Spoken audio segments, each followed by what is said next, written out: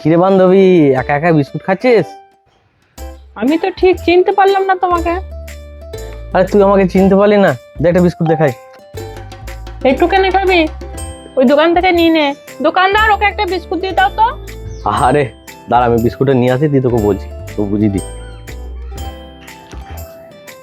এই ছোট, তুই আমাকে একটা লেস দে তো।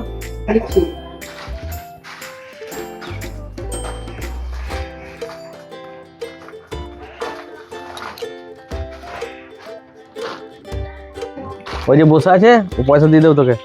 হ্যাঁ হ্যাঁ ঠিক আছে, আমি শুনেছি।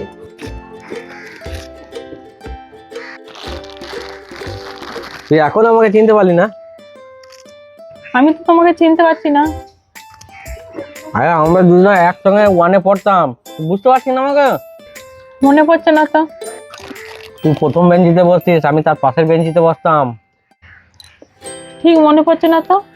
তাও তোর মনে পড়ছে না? ঠিক আছে, আমি একটু জল খেয়ে আসি, দিয়ে তোকে বলছি, দাঁড়া।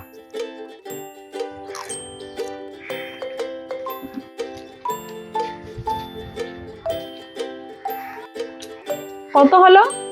তুমি একটা বিস্কুট আর ও একটা লেস, 10 টাকা হয়েছে। এই যে 10 টাকাটা। বলছি, ওই যে লেস নিল, তুমি ওকে চেনো? হ্যাঁ, চিনবো না কেন? ও তো রোজ এমনি করে লোক ঠকি খায়।